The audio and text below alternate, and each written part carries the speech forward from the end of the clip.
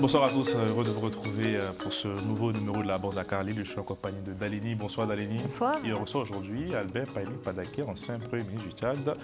Bonsoir Monsieur le Premier ministre. Bonsoir. Et justement avec vous, on parlera de cette actualité qui fait surface. Le Tchad a annoncé la fin de son accord bilatéral en matière de sécurité avec la France. Comment vous avez accueilli cette nouvelle? D'abord, merci de nous poser cette question. Je dirais d'emblée que, comme tout le monde, j'étais surpris par cette annonce-là parce que j'étais en séjour au Forum MEDES à Tanger, au Maroc, lorsque j'ai appris ce communiqué par la voie des médias. Donc, je suis surpris. Surpris, donc peut-être vous ne comprenez pas aussi la décision.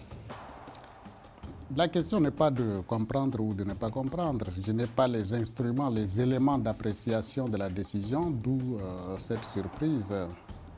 Mais je pense qu'il faut dédramatiser le débat très rapidement. J'écoute à gauche et à droite des commentaires de tous ordres. Il faut dire clairement que, par son principe même, un accord, c'est la manifestation de deux ou plusieurs volontés en vue d'un objectif commun. Et donc, ces volontés peuvent changer d'une partie ou de l'autre partie. Dans tous les cas, un accord prévoit en lui-même les modalités de sa résiliation. Chaque partie peut demander à résilier le contrat. Ce n'est pas un drame, ce que je voulais dire. Mais il y a un autre détail très important, c'est de savoir que l'objectif d'un accord de coopération, c'est quoi un accord de coopération abouti?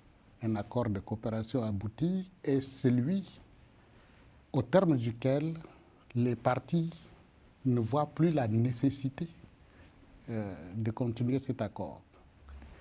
C'est dire que les objectifs sont si bien atteints que chaque partie peut maintenant poursuivre ces mêmes objectifs sans avoir besoin de l'autre. Ça, c'est un accord abouti. Et si c'est le cas, c'est tant mieux pour les deux parties qui auront atteint leur objectif.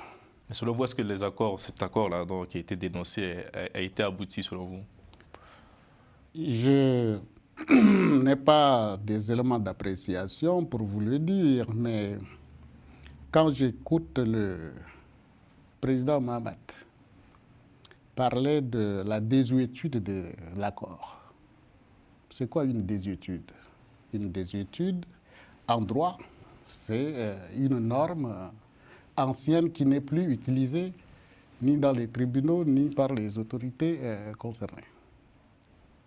Alors, si l'accord n'est plus utilisé, il est devenu désuet, ça veut dire que les objectifs sont si bien atteints que les parties ne font plus recours à cet accord.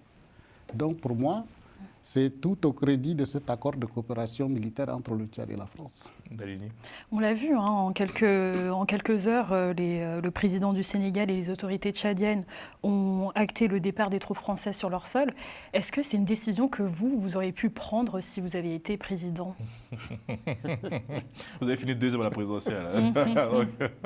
Alors, pour savoir si je pouvais prendre une telle décision ou pas, il faut que j'ai les mêmes éléments d'appréciation. Lesquels? Ça dépend desquels. D'abord, les éléments d'appréciation, c'est qu'entre le Sénégal, le Tchad et les autres pays africains dans lesquels la France a des bases militaires, il y a des discussions depuis la mise en place d'un envoyé spécial, Jean-Marie Bockel. Oui. Je n'ai pas la teneur des discussions entre ces gouvernements et le gouvernement français, dont les éléments qu'on reçoit est une tendance à diminuer la présence militaire française en Afrique. Pourtant, on sait que les rencontres se sont bien déroulées, d'après le communiqué. Je n'y ai pas participé, je ne peux pas être aussi certain que ça, mais je dis, je ne peux pas vous dire quelle décision j'aurais prise sans avoir les éléments de discussion entre les deux parties. Je n'en ai pas pour vous le dire. Monsieur le Premier ministre, vous êtes aujourd'hui encore en activité, hein, vous êtes membre de l'opposition. Est-ce que vous, concrètement, votre famille politique comprend cette décision-là?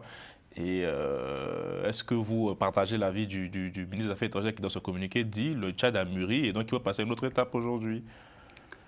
D'abord, il faut vous dire que je l'ai rappelé à ma façon, en disant que peut-être que l'accord a atteint ses objectifs. En le disant, l'armée française n'a pas vocation d'éternité sur les territoires africains. On s'entend très bien là-dessus. Maintenant, la décision telle qu'elle est prise aujourd'hui, si, tel que le ministre l'a dit, est renforcée par le chef de l'État, l'objectif est d'affirmer la souveraineté du Tchad. Mais le principe de la souveraineté est un principe internationalement reconnu et chaque État cherche à affirmer sa souveraineté. Ça, ce n'est que légitime. Et c'est ce que demande le peuple aussi. C'est ce que demande le peuple. C'est un autre débat. Pourquoi? Parce que l'expression du peuple est une expression suffisamment difficile à cerner et parfois on confond les réseaux sociaux au peuple. Là n'est pas le débat. Mais je dis, le principe de souveraineté doit être défendu si, en prenant les décisions, les États africains affirment leur souveraineté sur leur territoire, je pense que c'est quelque chose à soutenir. Mais par contre, il est clair dans notre approche que sortir d'une dépendance ancienne pour une nouvelle dépendance n'est pas la voie de la souveraineté africaine. Et là, j'ai bien apprécié la déclaration du président Mahamat hier en disant que nous ne quittons pas une ancienne puissance pour une nouvelle puissance. Justement, on va l'écouter là, Romain, s'il te plaît. Pour conclure, le gouvernement est instruit pour procéder à la mise en œuvre de ces décisions en prenant attache avec la partie française. Pour finir, mesdames, messieurs les journalistes, mes chers compatriotes, cette rupture de l'accord de défense avec la France s'inscrit dans le cadre d'une réévaluation nécessaire de nos priorités stratégiques. Le Tchad n'est nullement dans une logique de remplacement d'une puissance par une autre, encore moins dans une approche de changement de maître. Notre pays croit avec foi en sa capacité de défendre son intégrité et assurer la sécurité de ses citoyens et leurs biens. Cette décision constitue donc un acte souverain, mûrement réfléchi, entièrement assumé, visant à renforcer notre indépendance nationale et répondre à un engagement fort pris devant le peuple tchadien. Je vous invite donc à porter ce message à la communauté nationale et internationale dans un esprit de patriotisme et de professionnalisme. Que Dieu vous bénisse. Que Dieu bénisse le Tchad, pays de Toumaï, berceau de l'humanité. Je vous remercie. Dans un esprit de patriotisme et de professionnalisme, Dalini. Ben oui, parce qu'en plus, au départ, il est perçu comme, pour certains médias, comme une catastrophe, on va dire, l'avancée des Russes.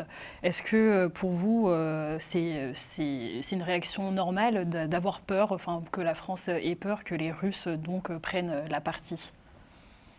C'est d'abord la France qui a peur, c'est pas moi.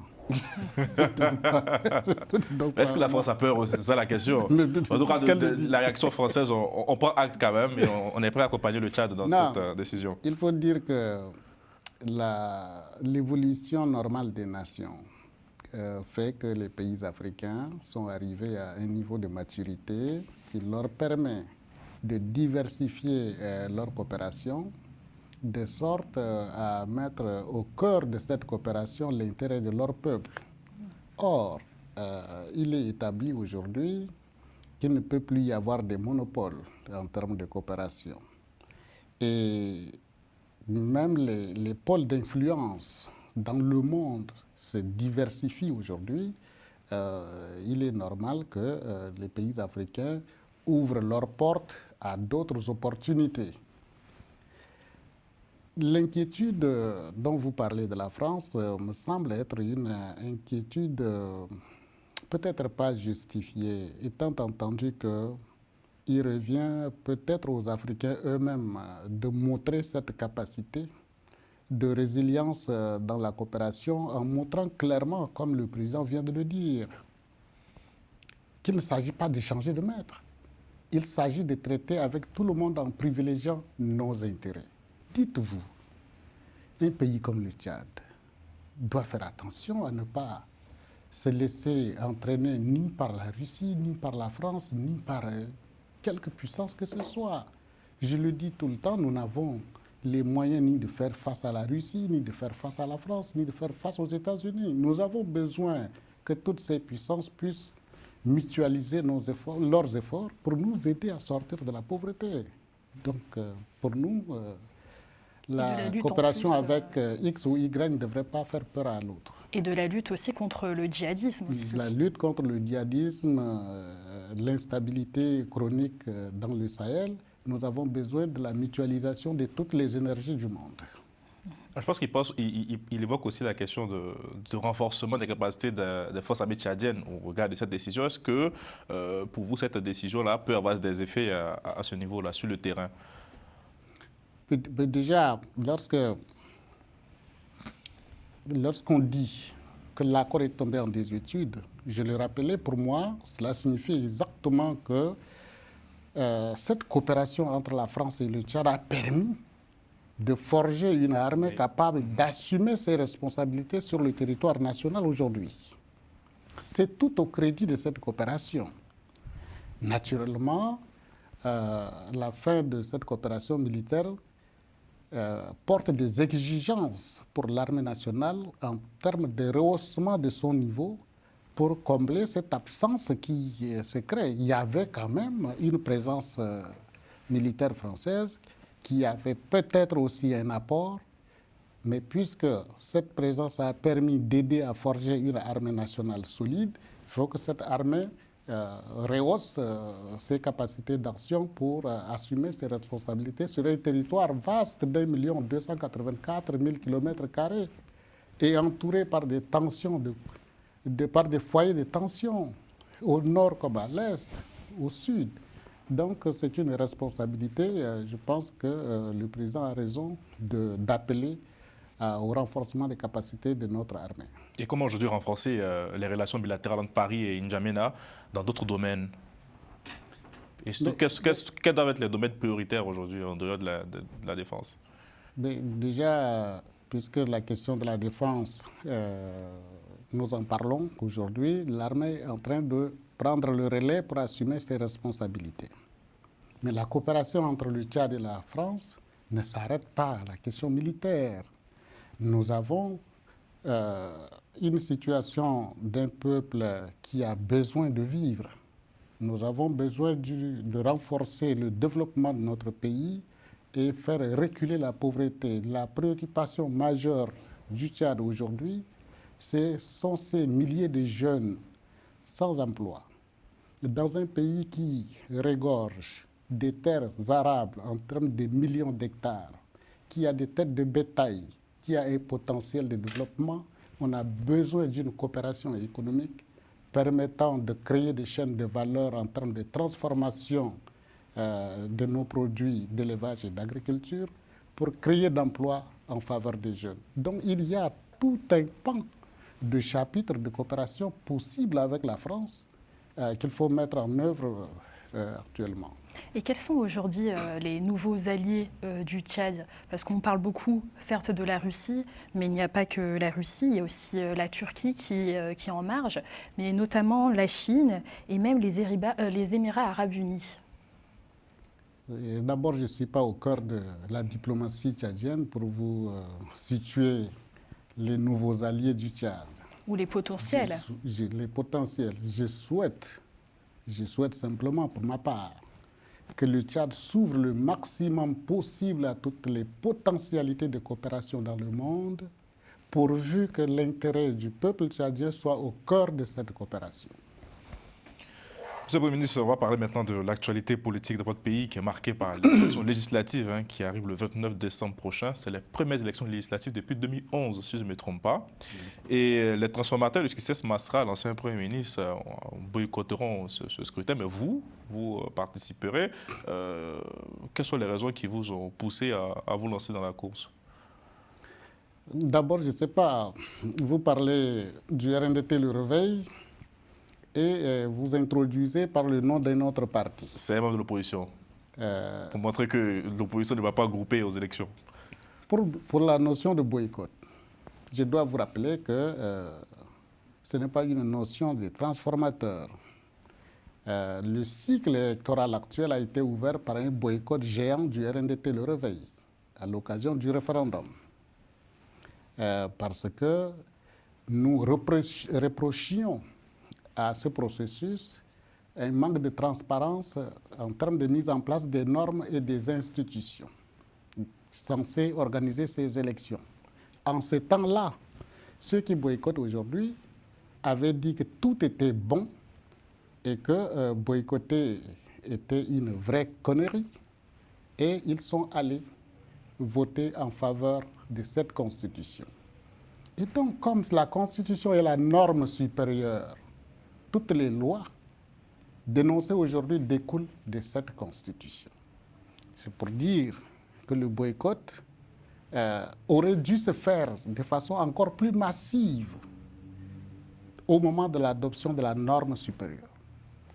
Les gens n'ont pas compris, ils sont allés cautionner cette norme et aujourd'hui, ils boycottent. Nous, au RNDT Le Réveil, nous assumons entièrement ce que nous faisons. D'abord, nous avons boycotté pour dénoncer les conditions d'organisation des élections. Mais la Constitution a été adoptée sans nous, mais elle s'applique à nous. Et en bon démocrate et républicain, nous avons accepté la Constitution et nous nous inscrivons dans le cadre de cette Constitution-là et en participant aux élections. Pourquoi nous participons aux élections? La question que vous nous posez. Nous avons, nous, dénoncé les conditions d'organisation. La répartition des sièges des députés a été mal faite. Le code électoral est mal fait. Un certain nombre de textes de loi organiques prises pour l'organisation de ces élections sont mauvaises. Est-ce que c'est en pleurnichant dehors que nous allons modifier et remettre le Tchad sur les rails de la démocratie? Non. Nous pensons qu'il nous faut participer aux élections, avoir une majorité parlementaire à l'Assemblée pour modifier ces lois que nous dénonçons. Il n'est pas question pour nous de rester dehors crier alors que la caravane continue. Nous voulons arrêter cette caravane et nous ne pouvons l'arrêter que par des lois à l'Assemblée nationale. Et croyez-vous à vos chances d'obtenir cette majorité absolue à l'Assemblée nationale? Alors, toute entreprise commence par le rêve. Un parti politique qui ne rêve pas de la majorité ne peut pas l'avoir. Nous rêvons de cette majorité. Pourquoi? Nous sommes le seul parti en dehors du parti au pouvoir à présenter un nombre de candidats. Et si jamais tous nos candidats sont élus, nous avons la majorité parlementaire. Aucun autre parti n'a présenté un nombre lui permettant d'avoir une majorité parlementaire. Les partis que vous qualifiez traditionnellement de l'opposition, de grands partis, aujourd'hui ont présenté des nombres de candidats de façon symbolique à ces élections, montrant clairement que leur ambition n'est pas de changer quoi que ce soit. RNDT Le Réveil est le seul parti aujourd'hui face au MPS à être en concurrence pour la majorité présidentielle, pour la majorité parlementaire. Et donc, nous pensons que nous avons nos chances d'avoir cette majorité parce que les Tchadiens sont d'accord avec nous, que les lois actuelles sont mauvaises, que le Tchad est en train de dérailler sur son processus démocratique, que RNDT Le Réveil est le seul parti capable de ramener le pays sur les rails. Et ça ne peut se faire que par une majorité parlementaire. Et quelle sera la principale thématique de cette campagne qui débute le 7 décembre prochain, à votre niveau? Je vous l'ai déjà dit, la principale thématique pour nous, RNDT Le Réveil, c'est de ramener le Tchad sur le rail démocratique. Réviser ces lois mal faites en matière de répartition des sièges. Nous avons des citoyens qui sont surreprésentés à l'Assemblée avec un député pour 1000.